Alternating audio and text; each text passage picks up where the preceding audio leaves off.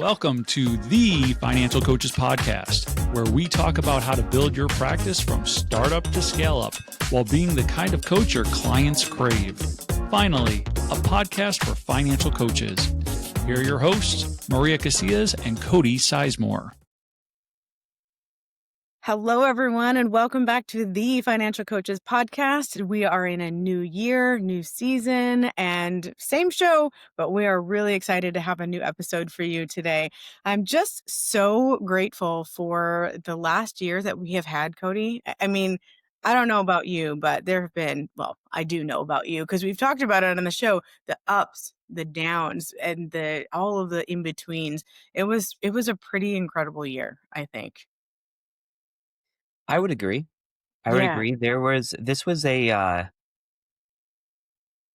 was such a weird year for me on on my end I've definitely had some really, really low lows in 2025. Mhm. Um, but somehow, some way, I actually, I was doing my numbers over the last week, and to my surprise, with everything on how like that year started for me, and everything that kind of happened as far as like just unexpected things that happened too.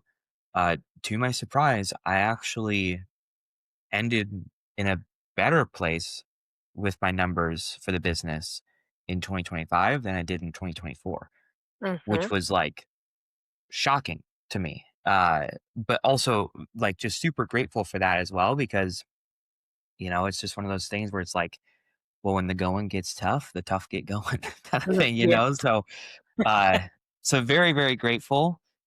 But I will say I'm also very excited for this new year for for a sure. fresh start. Yeah. Yes. Before we jump into a fresh start, I would also just like to say that that gratitude is such an important thing. And isn't it interesting how when we're in the thick of things, it is so difficult to see what lies ahead. Like the fact that you were so shocked by your numbers, I think, is actually kind of it's a telling thing. It's also a beautiful thing. It just is that reminder that even though in the moment it feels like, oh, this is not going the way we want it to, in the big picture, it actually went better than you expected. Hmm. Now, I don't know for sure, but I'm guessing that there was probably some planning that went into that for you at the beginning of 2025. And so, without further ado, I think we'd like to chat about that for 2026. How do we set ourselves up for a year that, even if and even when, because let's get real, it's not just if, even when things don't go the way we expect them to, or we just have these major downs throughout the year, how do we set ourselves up so that our December 2026 says, "Oh, you know what? Actually, it turned out better than I even thought it was going to." Hmm. And a lot of ways we do that is through the proverbial goal setting, right? Yes. Yeah. Yep. This is a topic that is a love-hate relationship for me. It feels so proverbial, so overdone sometimes that it's almost expected that the first episode of any podcast is gonna be about goal setting. And Hmm. so for that reason, it's kinda like, "Oh, this is a little bit ho-hum boring."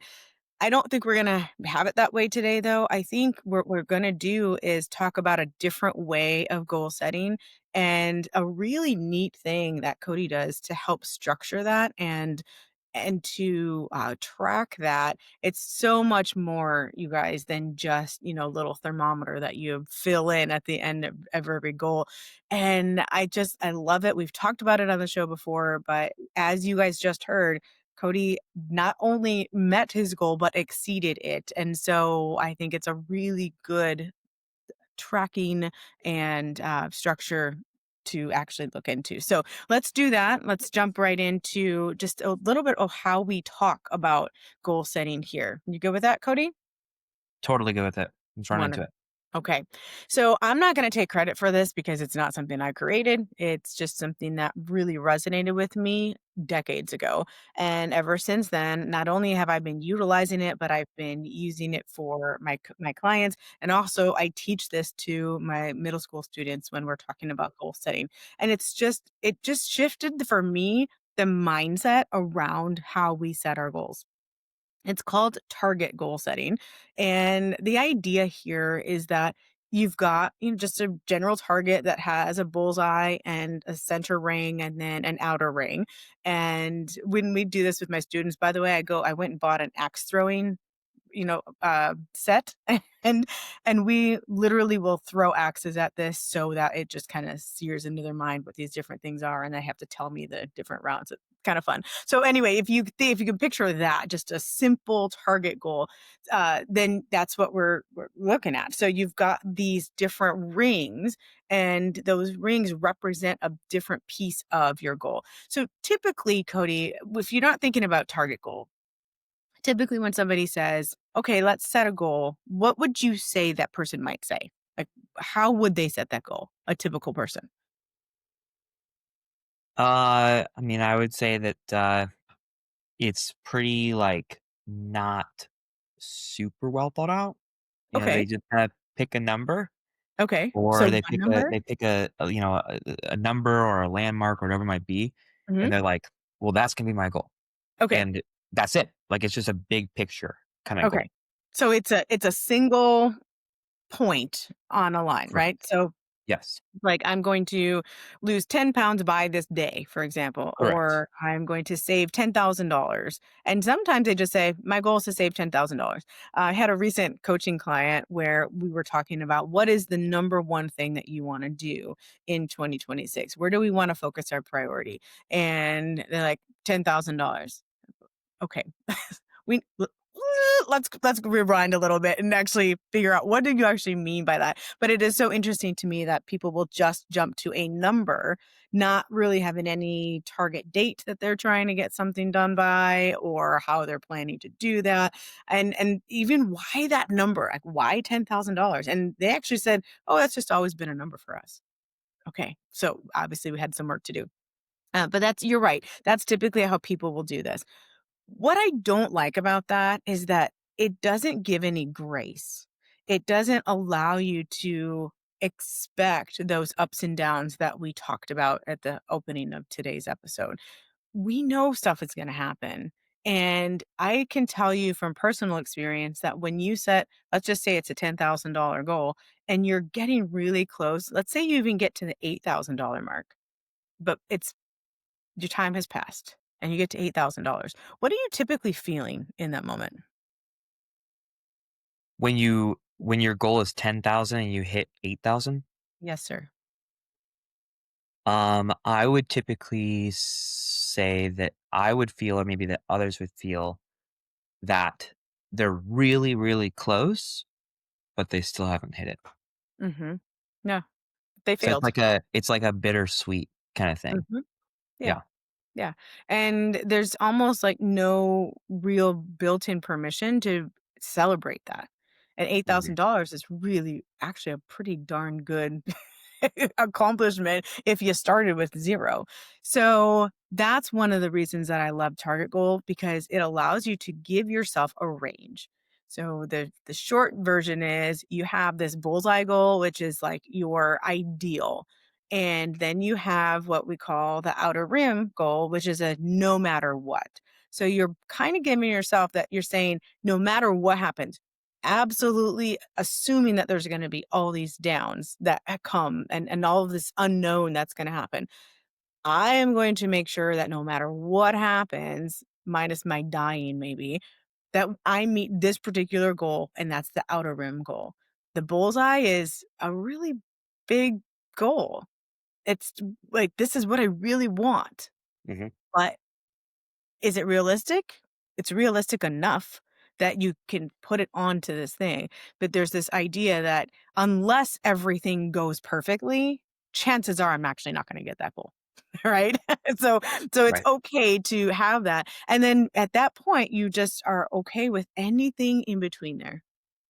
Mhm. It's a great accomplishment, anything that happens in between. So I'm gonna pause there and just ask you, what do you think about that? Let's have a discussion around it for a little bit. Well, I really like it because that has been in the past, I have not done that, you know? So Okay. I've always been that type of person who's like, "This is my goal. This number, that's the goal." And if I get close to it, but I don't actually hit it, then it's kind of a problem for me, you know? Mhm. Mhm. I feel like there should have been something different that I should have done. I feel like I, could have done better. Um, and I'm kind of hard on myself, you know? So, uh, I like the idea of having that target goal because like the one thing that I really like about it is that it allows you to be okay with failing in some Mhm. sense, right? Mhm. Now, Mhm. failing is you can take that word and you can be like, well, is it actually failing or not? That's a whole other discussion, right? But Mhm. I'm going to Yeah. use that word for the purpose of just using it. Okay. It allows you to fail, which in my opinion is actually a good thing for two reasons. One is that so let's just say that like your goal is to make $100,000 with this, right? Um, but maybe the previous year you only made 60 grand kind of thing. Mhm. Mhm. So, if your goal was 100,000 and then you ended up at 80,000, that's still an accomplishment Mhm. because like you still saw progress, you still saw growth, you still saw development. So it allows you to actually be okay with that and to accept like, hey, I did create a win by Mhm. making an extra 20,000 as compared to my goal of an extra 40,000 kind of thing. Mhm. So Mhm. it allows you to be grateful for what you've been able to do. That's number one. Mhm. But I also think that being okay with failing is also what allows you to be creative. It allows you to take some risks. Because if you're so hell bent about hitting a specific goal or a specific number or whatever it might be, you might feel like you can't take those risks because what if Mhm. it doesn't work out? You might Mhm. feel that maybe you can't do this new thing because what if you put all this time and energy into it and it doesn't, yield the results that you're hoping for?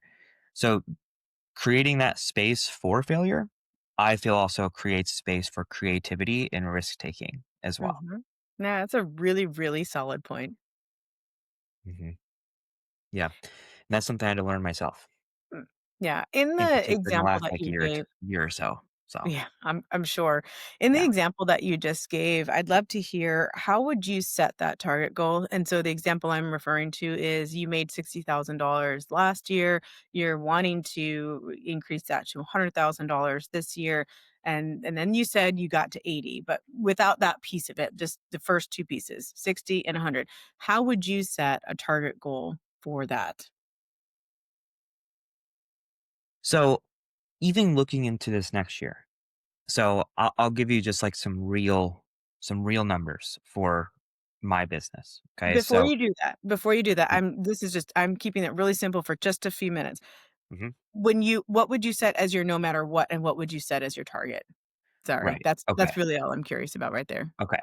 So, the no matter what for me personally would probably be 150, Okay, and the target would be 240. okay. We're gonna go back for a second to the person who did 60 the year before. Got it. Okay. So in that scenario, Yes, yeah, sir. I mean, I would say that the no matter what would probably be. Oh man, I'm going back and forth here. I would say I would say if I was that person with that scenario, I would say probably the no matter what would be 70. Okay, 70. okay. Um, Why? What because how'd you it's get to pretty 70? comparable to what you did last year, but just a little bit more. Okay. So It's it like just pushes you. almost And I was 20% going more. back and forth between just having your no matter what goal be what you made last year Uh-huh, as uh-huh. well. And Yeah. that's why I was like, "Oh, man." Uh-huh. So that's take it out with a grain of salt. So it might be 60. That might be the no matter what No, kinda thing. I actually love how you're thinking, and I that's why I wanted to do this, Yeah. because there is that temptation to say, well, my no matter what is to at least do what I did this last time. So we're going to stick with 60 and then the target would be 100 in that case. I love though that you had to wrestle with it a little bit before making a Mhm. decision. You landed on about 15. I mean, I don't know the math that well, but I know it was almost 20, but not quite. So I'm going to say 15, 17% or something like that of an Sure. increase is where you went with. And maybe you just said, I'm just going to do, $10,000 increase. I don't know how you came to the number, but it does bring up that idea of try try to better your past year, right? Just even if it's just a little bit, try to better it. And you can choose a percentage. It can be, I want to do 5% better, 10, 20, however you want to come up with that. But just a little bit higher than you did before. And here's why, because you've already proven to yourself that you're able to do that other thing. And so using that as the lower end of the range really just keeps you stagnant. Because if we're Mhm. going to treat these target goals truly as a goal that we are satisfied with the outcome, regardless of what it is on that range, then the question becomes, would you truly be satisfied if you had 60 last year and 60 this year? Maybe you'd be content, and I hope that you would be and grateful and all of those things, but would you be satisfied with that as having met a goal? And if the answer to that is a quick no, not really, then let's increase it even just a tad to be that no matter what. So I love that you wrestled with it. I will stop interrupting you, and just say, go ahead. You may continue. So I actually want to speak on what you just said for just a moment. Uh, the difference between being satisfied or content. Mm, Um, I think that there is some power in having that no matter what goal be what you made last year. Because if you had a year like how I had this past year, mhm, where there were a lot of challenges that you had to overcome and a lot of things that you were not planning for, that you were not expecting, uh, and you had a first quarter of the year that was the worst quarter that you've ever had, and then you still make what you made last year, I would say that's a win, mhm, personally, you know? mhm, And that's kind of how I'm looking at it even this past year for me. Like, so I shared at the very top of the episode, I made slightly more than what I did the previous year. It's very, very similar. mhm, Very, very similar. And you know me, like I'm the type of guy that like I love growth kind of thing, you know? mhm. Um, and this past year was not I did not beat my best year kind of thing. But I And am looking at 2025 as like, well, with all those things that happened and that were stacked up against me, hey, I'll take that, you know? mm, mm, Um, so the more and more that I'm thinking about it, I actually like the idea of having the no matter what, at least just being congruent with what you've been able to prove to yourself, mhm, because in certain senses, it's like, well, if you still did what you did before and you were met with unforeseen things that made things more challenging for you, technically, in my book, that's growth, mhm. personally, you I'm know? actually gonna take that even further, and it's funny Mhm. because it feels like we're going this way and then coming back even further, uh, but it really is an individual decision. Excuse me. So, not only could you keep that as that no matter what, as what you did last year, you could actually lower it if you want to. And here's what if you're like, well, you just got done saying, yes, I did. And I don't take it back because each individual knows what their year is about. Not what's going to happen. We don't know all those things, but you have a sense of what things look like. And so, as somebody who has shifted priorities a lot over the last 5 to 7 years, I have had years where I'm like, my goal is actually to pull back from business. Like, that is okay too. But Okay. you have to just know, why are you doing that? So just like my clients that I mentioned before about the $10,000, why that number? Is it just an arbitrary number? Did somebody else say that you should have $10,000? Why do you want to pull back from work? Is it because you're being lazy, or is it because there's something else that is pulling for your attention at that time? And so it really is an individual decision. And so, Cody, I'm glad that you were able to bring that back and use that. And I'm just just knowing that life is different for each person For sure. and you know what to be expecting. I do encourage you, no matter what you decide, whether you're upping it by 1 to 20%, you're keeping it where you are, or you're going back, do it with intentionality. Know why you're doing that. Make an informed decision, not just some arbitrary one that you're just don't just throw a dart at a target and go, that's what I want. And that's why. Like, have it be a reason. So For thank you sure. for bringing that up. Yeah. Yeah. Uh, I will say that we've talked a lot about the no matter what. I want to talk about that target though, Yeah, let's and do it. and how we can kind of like set that. And I guess like the mindset that at least the approach that I take around it, and that's that number, in my opinion, should be something that is aggressive and but yet obtainable, Hmm. but not necessarily like super obnoxious. You Mm. know, What do um, you mean by obnoxious? well, and I'll answer that, but I'll even say like maybe even finding somewhere in the middle is good. So this is where I'll go back to real numbers because it's just easier for me to explain. Yeah, perfect. So you know, I'll share 2023, 2024, 2025. Um, 2023, and these are rough numbers. I'm not going to give you to the penny or anything like that. But Oh, 2023 was my best year. no transparency. Okay. Yeah, I know. 2023 is my best year, and I ended up doing 173. And going into 2024, interestingly enough, I actually told myself like I want to take a little bit off my plate here because I Okay. want to invest more into my family and stuff like that. And we had that discussion way back when we were Hmm. recording at that time. And that's what happened, you know? So, I did take a step back. I did put less time into it, but I guess I was more efficient or I was more productive, I guess, because even with, taking that steps back, 2024, I had made, 160, I think it was like 164, something like that. Hmm. So, about 10 grand less, but not like a super step back kind of thing, especially if you're looking at in the sense of percentages, right?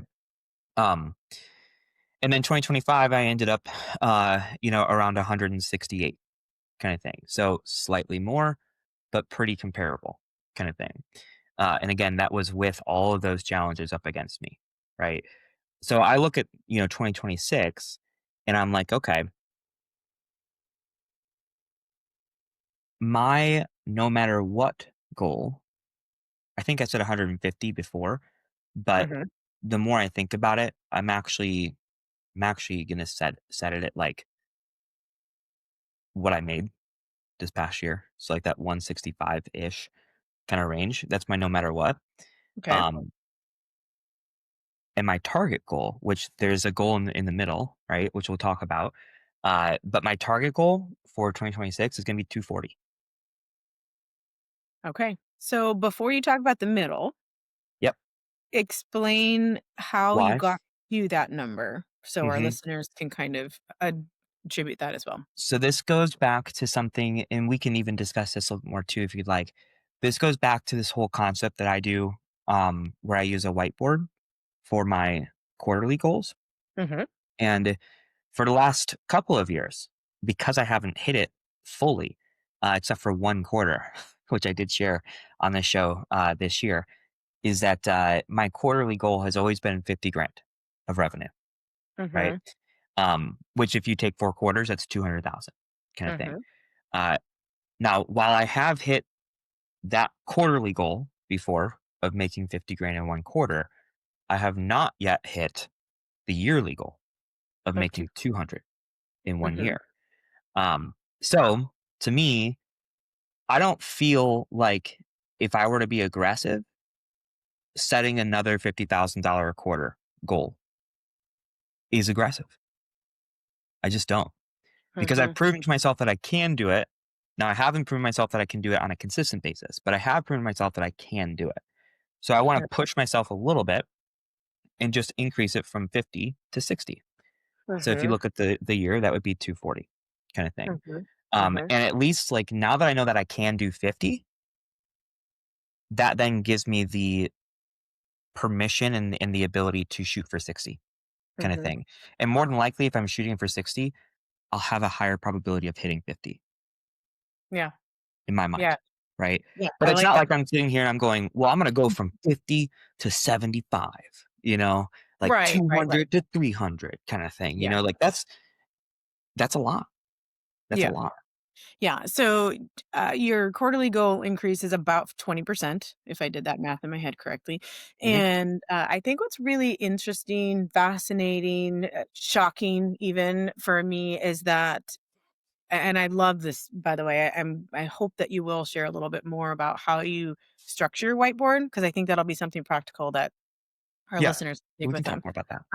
Before we do that, though, what I find interesting and shocking is that you're taking the quarterly goal. So you've met the $50. You've met the $50,000 one time, Yeah. and when you increase your quarterly, you are literally saying that is going to affect the entire yearly goal. You're multiplying that times 4, Mhm. and that's why I find that very, very interesting. I don't know that many people would have done that. And so I think it creates a much bigger number for that target, which is, like you said, it's very much a stretch goal, and it's not something that is likely to happen. However, it's something that could happen. You've proven yourself that you could have a quarter that does that. And if you could just do it 3 times, I mean, 4 times, then you're good. So I love that. I just wasn't expecting it, if I'm being fully honest. I didn't realize that that's how you backed into your annual goal. I thought that you created your annual goal, divided that by 4, and that's how you found your quarterly goal, right? So that's Like, that's interesting. Yeah. Yeah, yeah, yeah. So I guess I'll explain why I think that way. I love Um, that you think this way, and actually, I think I might start using it. That's why I'm yeah. bringing it up, because it's so different than what I think a lot of just normal people, because you're not Yeah. normal, would do. So I guess that I kind of like naturally think this way because in the past, what I've noticed is that when I go after a big long-term goal, it's hard for me to see the forest through the trees. It's Mhm, hard for me to focus on like what do I need to do right now. mhm, Um, so if I were to like shrink my goals and make them more like, you know, digestible, whether they be mm, quarterly, whether they be monthly, whatever, um, it allows me to be like, okay, so this is what I need to do, you mhm, know? mhm, And then also, it's also like a nice little reset towards like, hey, if I go through one quarter and I hit it, then great, I hit it, but now I don't care about that anymore. mhm, I'm not gonna be too high, I'm not gonna be too low. I'm just focused on the next one right in front of me, mhm, kind of thing. mhm. And also, if I don't hit it, well, hey, I did my best. I didn't hit it, but I'm not gonna care about that anymore. I'm not Yep, gonna be too high, I'm not gonna be too low. I'm just gonna be focused on what's right in front of me, kind of thing. yeah, And I think that being able to just like let go of things, whether they be good or bad, and not be too high, not be too low, is what's actually very powerful about that. yeah.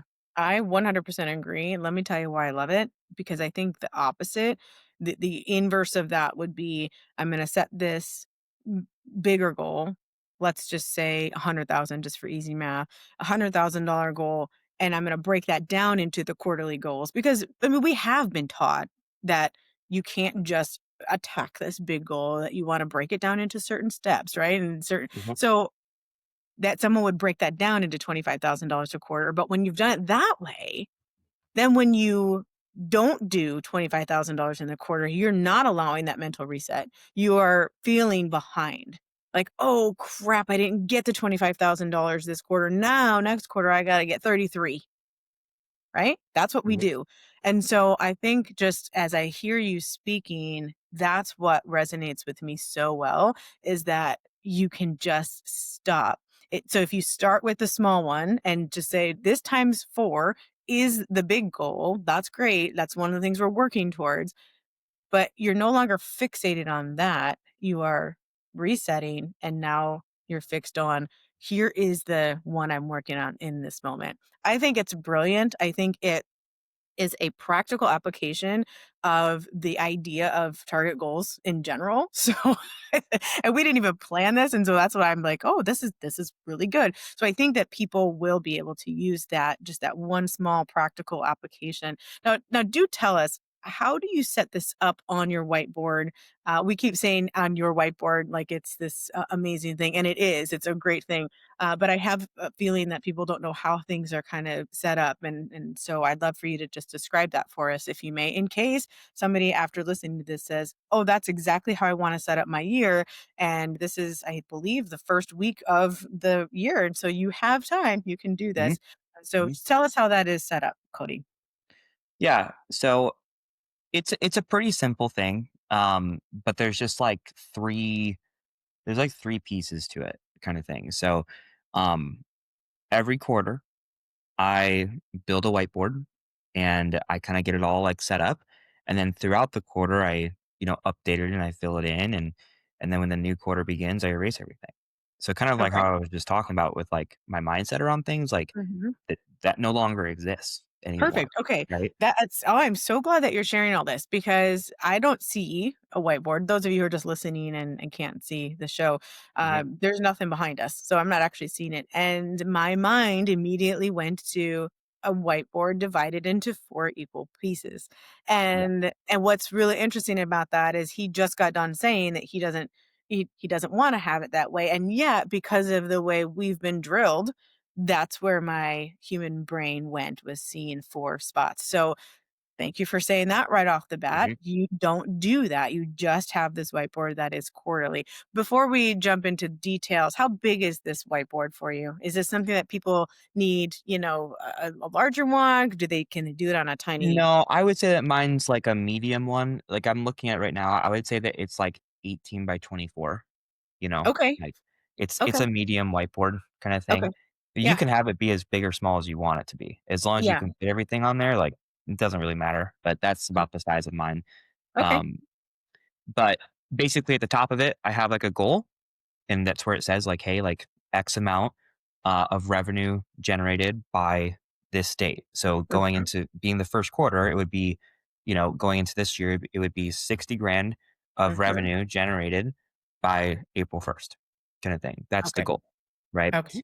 Mhm. And then below that, I would then, create some boxes, and each box has some hearts in them, and that's going to represent um, any new client that I end up signing on, right?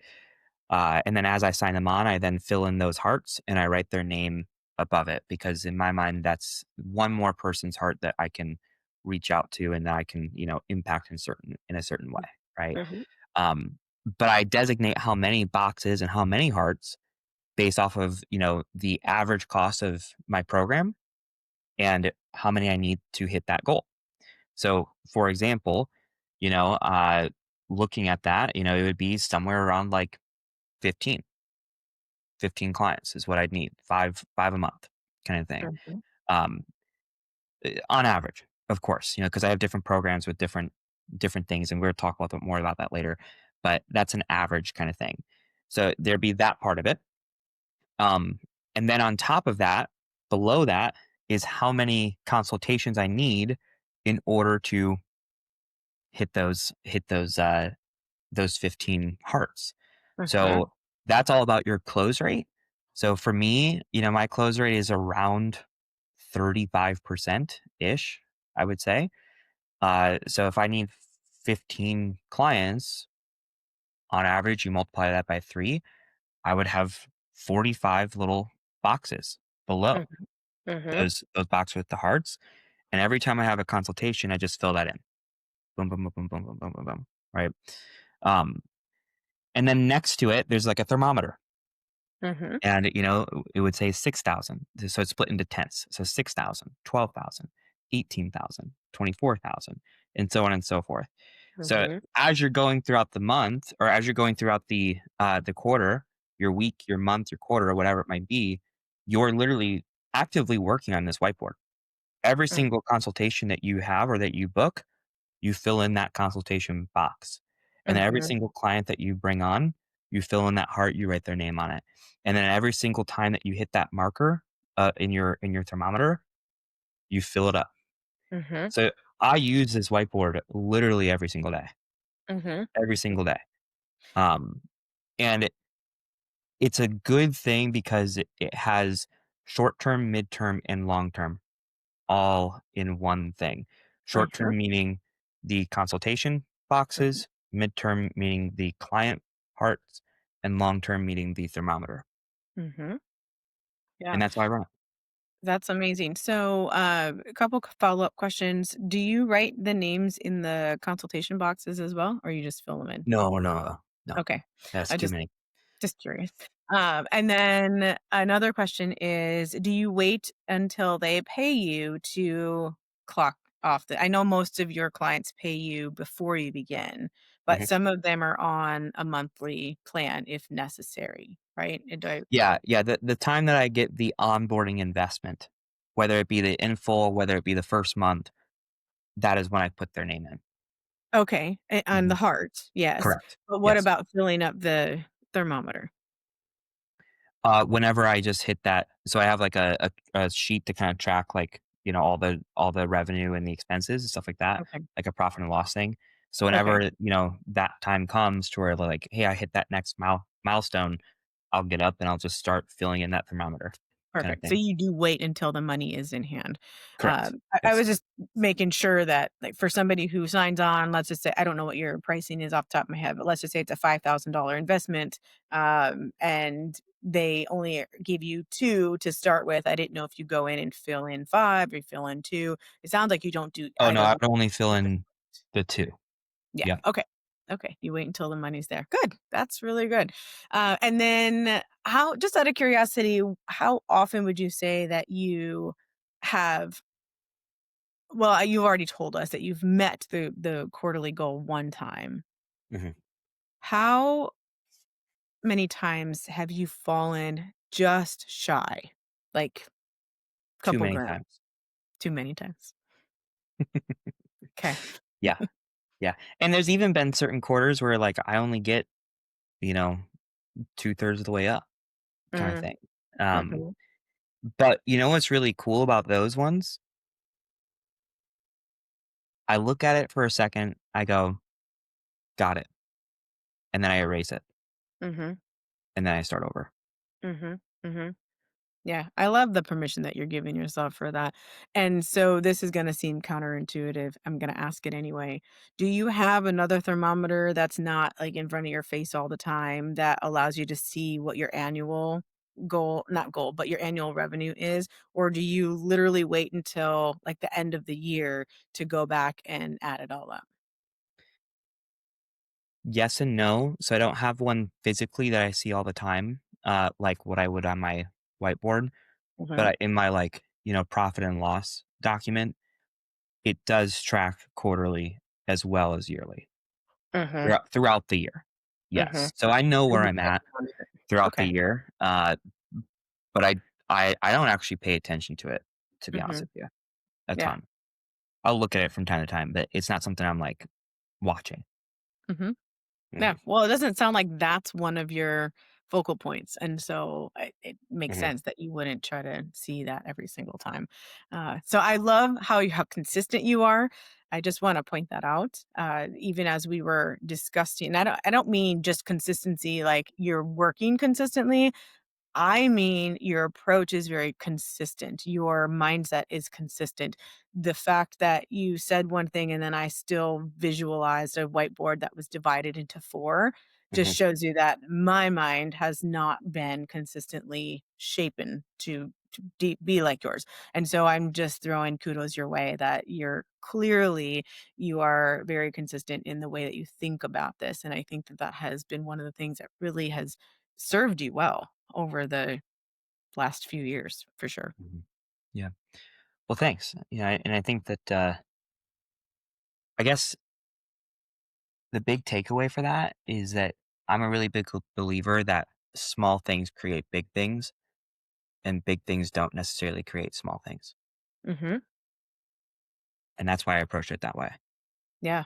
So, Yeah, it's a complete mindset shift, and even though you and I have been doing this for a few years, and even though we've talked about it at least a few times over those several years, I'm pretty sure that this is the first time I've had the epiphany that you start with the quarterly and turn that into your annual. So you okay. reverse what we have really been taught. And so I appreciate even just having this conversation again with you in this new year and being able to see it in a completely different light. And here's the other thing I'll say about that is, isn't that interesting that we've had this conversation so many times and I'm just now seeing it? And so it That is means that interesting. my life is in a different place and I'm able to see something differently from you than I have in the past. And so that's just a really good lesson for both of us and as well as our listeners that sometimes we have to be in a place to learn something specific. And so just keep showing up, keep hitting play on not just this show, but on anything that is helping you to grow your mind. Keep showing up for your clients, keep showing up for yourself. You just don't know when they're gonna click because they're in a different spot, just like I was with Cody here. And so that's just one of, I think, two lessons that we can definitely glean from this conversation today. Yeah, absolutely. So, I do have one ask Yeah. before let you go and let our listeners go. If you guys listen to this entire episode, which is actually a little bit of a longer one as compared to what we typically do, but if you listen to this entire episode, you're still with me, and you are listening to this and you go, you know what? This idea of this whiteboard, this idea of these target goals, I actually really like this and I want to put this into practice for myself. If you go out and you do that, you get your whiteboard, you work it up. Um, what I would say is take a photo of it and then post that in our Facebook group for a couple of reasons. One, I just think it'd be cool. And I think it'd be sweet to just see, and cheer you on. But at the same time, it's also like a form of accountability in certain senses, So snap a photo, post it in there. It doesn't matter if it's 100,000, if it's 20,000, if it's 200,000. Whatever your goal is what your goal is, and that's fine. But I would love to see it. So if you resonate with it, you saw it, post it in our Facebook group. Again, that group is the Financial Coaches Community by New Money Habits, and tag us. You can tag Maria, you can tag myself, so that we for sure see it because sometimes the things get buried and you know how it goes with all those notifications. So Mhm. tag us, and we'd love to give some feedback and just cheer you on. So Yeah. And Cody, will you be posting yours for us as well? I can do So that. that you can see Yeah. that as an example, if nothing else. Yep. I can do that. So they can Mhm. see how well you color hearts in. Yeah. The only thing is, don't make fun of my handwriting. That's the only No, thing. So we wouldn't. We would never do that. Oh, we really appreciate this, and I'm actually very grateful for this conversation. I have a feeling it's going to set me and our listeners up for a really solid new year, and I look forward to seeing you all next week for another episode of the Financial Coaches Podcast.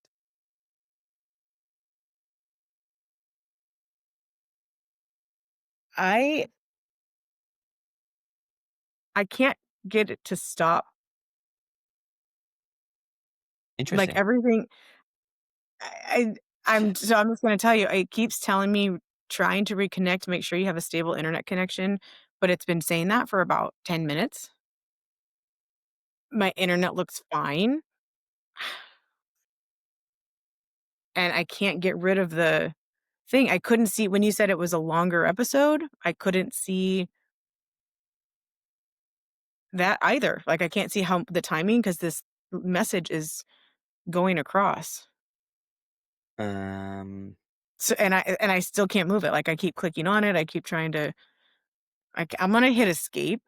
Um, I Okay. don't wanna it was a good episode, and we can have Mike take all of this out, Yeah. Yeah. obviously, Yeah. For um, sure.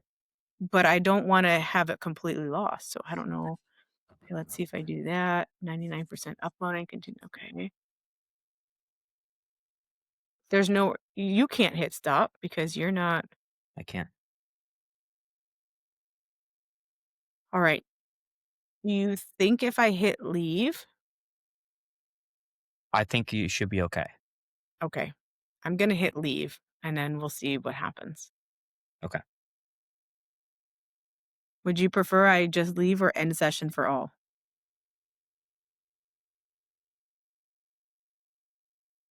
Leave first Okay. and see what happens.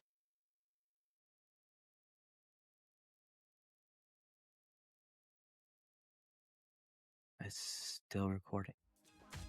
Thank you for listening to the Financial Coaches Podcast, brought to you by New Money Habits and Sizemore Financial Coaching. Submit your questions to our hosts by emailing podcast@newmoneyhabits.com. Be sure to subscribe to be notified of future episodes and join our growing group of like-minded coaches on Facebook. And until next time, happy coaching.